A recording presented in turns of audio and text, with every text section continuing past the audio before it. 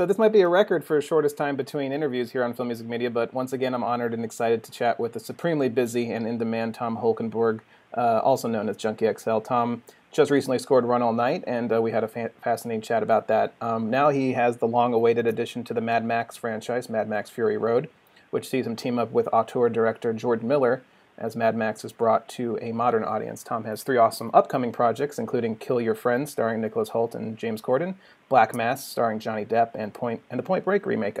Tom, thanks so much for chatting again. Thanks. So we've chatted a few times now. So if anyone who's listening right now wants to hear some other great interviews with Tom, you can go to Film.Music.Media.com. But let's jump right into Mad Max. So I wanted to say, first of all, I love the score. I've been listening to it on a loop for days now. And it's really, I think, a perfectly structured action extravaganza. So, I mean, I love it, man. It's really good. So how did this whole thing begin? I know the film has been in development for a while, and I think one time John Powell was circling the project. It got delayed. So how did you get introduced to George, and what were those first meetings about the film? Well, it happened like this. I was wrapping up 300 Rise of an Empire, late July 2013, and I get this phone call from Darren Hickman, who's the vice president at Warner Brothers, the music department, and he's asking me, "So, hey, Tom, what are you doing tonight?" And I said, "Well, I'm just wrapping up this film, but I should be out of here by 6 o'clock and take my wife to dinner." And he's like, "No, you're not. You're flying to Sydney." And I said, "So what am I supposed to do in Sydney?" And he says, "Well, I'm here with George Miller," and that's when it hit me. He was like, "Oh man, he's talking about Fury Road." And then before I knew it, I was in a plane. I arrived in Sydney. I got picked up by Darren, and he said, "So yeah, we're going to George Miller's studio, but first you're going to see the film." So totally jet lagged. I barely slept on the plane. After 17 hours of flying, I was thrown into this theater to see this movie that had no beginning, no end, but it was still 2.5 hours long. Mm-hmm. And I was sitting there completely jet lagged, and I was like, what the hell am I seeing? It was so crazy. The movie started with the shot of the guitar player. That's how the movie started. Right. And because the beginning wasn't there and the ending wasn't there. And it was mind-boggling. So then I met George Miller very briefly. We had this great conversation, initial conversation, and he said, "Well, why don't you just sleep over it, and then let's talk tomorrow and just see what your ideas are." So I went back to the hotel. I was so excited that I couldn't sleep, and I came up with all these ideas. And the next morning at 9 o'clock, I sat down, and George was an extremely good listener. So he just sat down backwards in his chair, very comfortable, and I was talking for 2 hours on end what I thought the movie needed, and my approach to this whole thing. After 2 hours of listening, he stood up and he gave me a handshake, and he said, "I want you to be the composer on this film." And that was that. And wow. I flew back home. I was only away for 48 hours, and I was sitting at night with my wife drinking a wine, and what just happened to me? I remember we talked last time, didn't he initially envision it as a scoreless movie? And like he thought there shouldn't be music at first, but he, I guess, changed his mind? Yeah, exactly. Right. He had, his idea was just to have car noises and a little bit of that guitar player and a little bit of the Taiko drummers at the back of the truck, and that would be it. Wow. And that's, was still somewhat our approach when we started, but then, he got so excited about the music, and we really got into this collaborative nature of getting this film done. I mean, mind you, we're talking now the first week of August 2013. This movie comes out Thursday, know? Wow, that's a long time. So we worked on it for 18 months or more, and it was very collaborative. I went to Sydney multiple times. The last time I went was 11 weeks. I packed up my studio. We flew it out. The assistants went with me, music editor, the whole family, mixers, and we camped out there. And every day he sat next to me, and we constantly worked on the music and the film. And it was true collaborative in the sense that if I would write a cue, he would get inspired by it to do something else to the picture. And then I would get the picture back, and I was like, oh, but if you're doing that, I'm going to be doing this. And then he was like, oh, that's interesting. If you're doing that, I'm going to be doing this. And so we went back and forth multiple times and inspired each other what needed to be done. Because, I mean, when you listen to the score, I mean, you can just tell, it seems like the music was almost, standing on its own in such a way that I feel like that you had to work really close with the edit, where the edit was probably shaping around your music. Was that the case? It went both ways. It Wow. went both ways.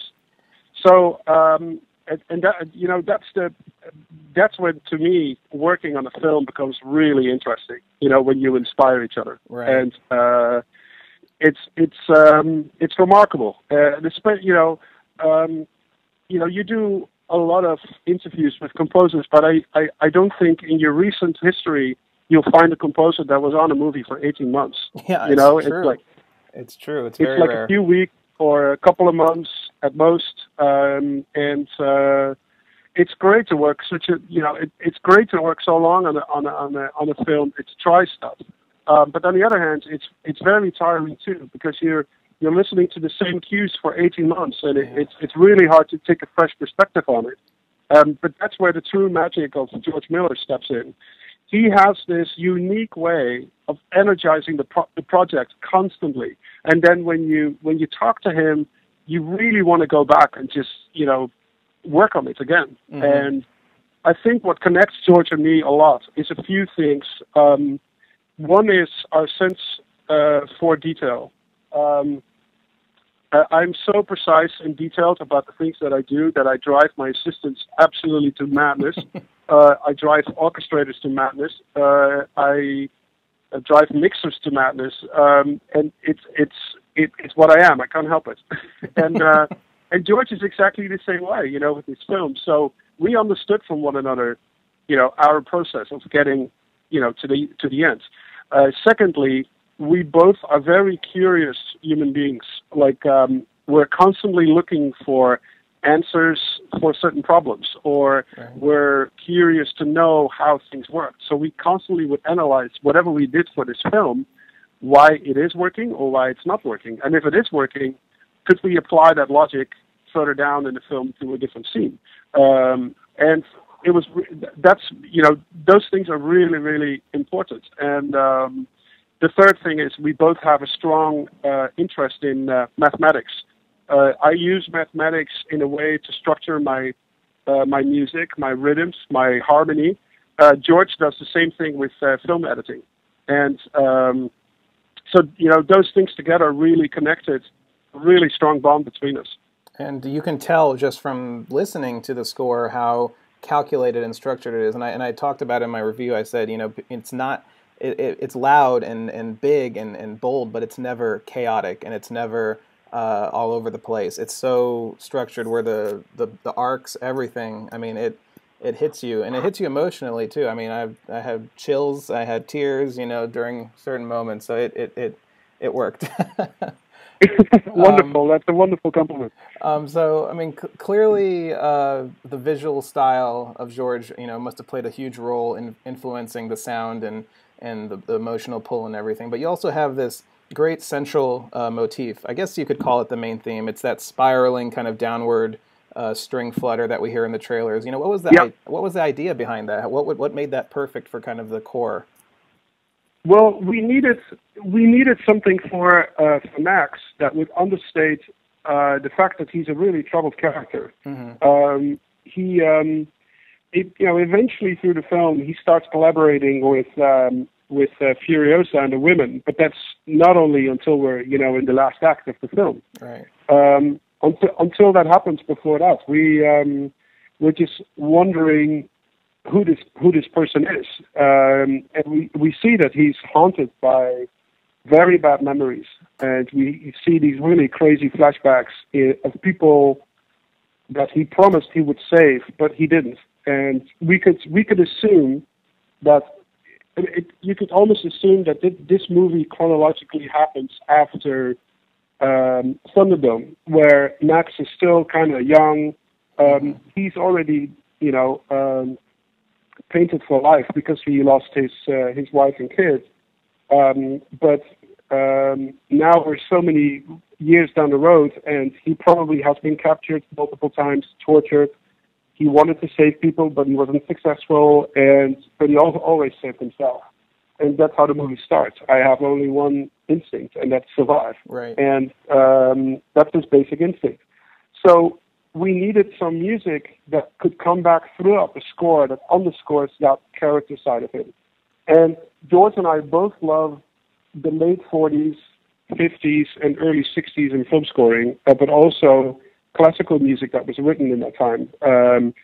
You have great pieces written by Bernard Herrmann, who was Hitchcock's guy. Right. And in a way, that string riff, but also when Furiosa's meeting up with the women in the two-thirds into the film, where the music gets really melodic and very harmonic with nice strings and some woodwinds.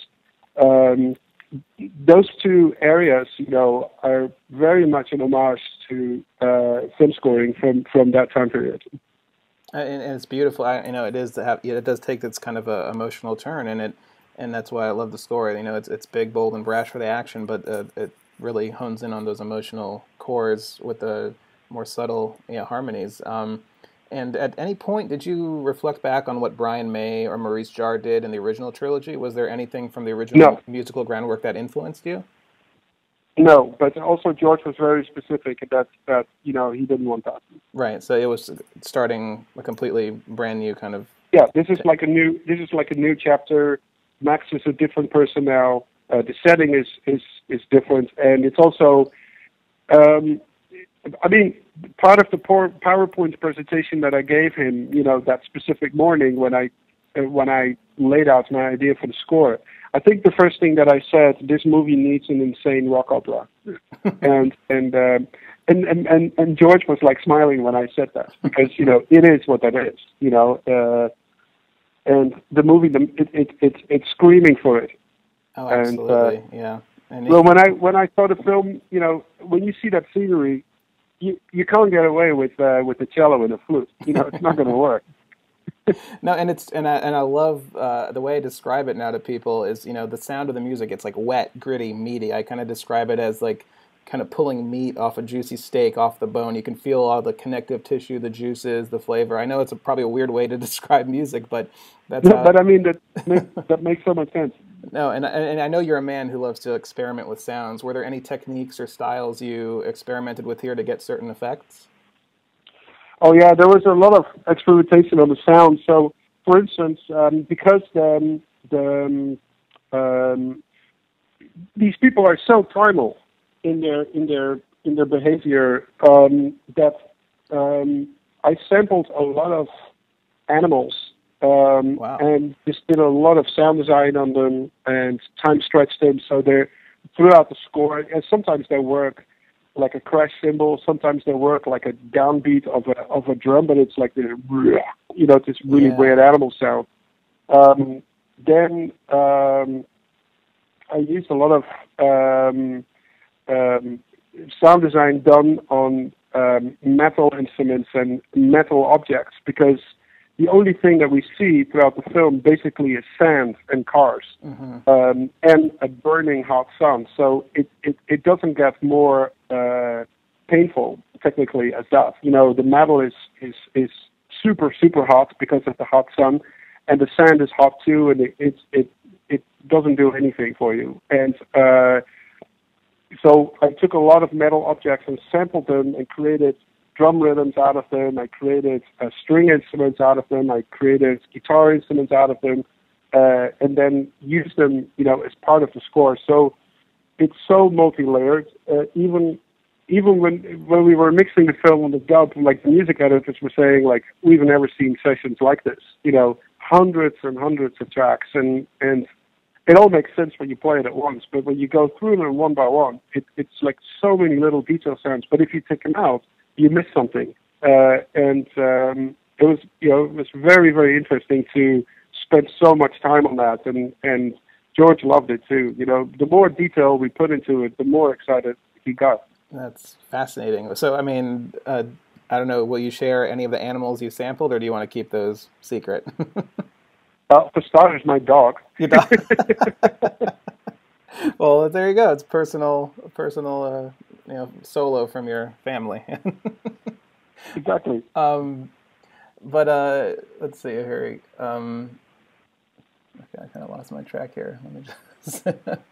Also, another huge part of the score, of course, is the percussion. And my God, the percussion here is tremendous. I mean, and and a lot of the score is kind of, at least the action scenes are built around those rhythms. So did you start with the percussion and then build kind of the shape around the rhythms of that?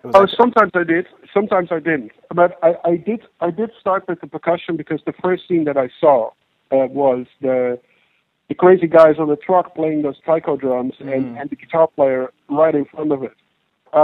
So George and I agreed after the meeting we had, it's like, so what would you do first? And I said, well, let's first work on the sound, the tribal sound of these war boys. And so that's what I did first. So the cue that's on the CD, I think it's called Blood Bag. Right. That's the very first cue that I wrote to get that tribal drums and the guitar right. Later on, the action music in the film, I just started writing for strings and brass first, and then later you try to figure out what drum rhythms would go with it, to constantly have that tribal feeling throughout the tracks. Yeah. Because have you seen the film? No, I'm seeing it on Wednesday. Okay. Well, you'll see when you see the film why this all makes sense, and why the score demanded it needed to be like that, because there's only one real scene in the film where these guys are not part of, and that's when Furiosa meets up with the many mothers. But all the other scenes, it's constantly cutting back and forth between the war party chasing them in the truck and then they trying to get away, and it's one big massive chase scene. And the big challenge that George and I have is like, how do we make this exciting and interesting and storytelling, over 2 hours? And that's why you need 18 months to try things out and right. throw stuff out. Like, oh yeah, I did work on it for a few weeks, but it's got to go because we have better ideas. And you see those guys in the trailer. I mean, the guitar and the Taiko drums. So is the score? Is it branching into the world of the film? Is it becoming a kind of diegetic sound where you're scoring those guys, and it kind of transfers back into the score around the guitar? Yeah. So the drums and the guitar, they almost feel like source music when you see the drummers and when you see the guitar. Right. But then it's constantly part of the score. So it's not like we see the guitar player and we hear some guitar and then the guitar is gone. Okay.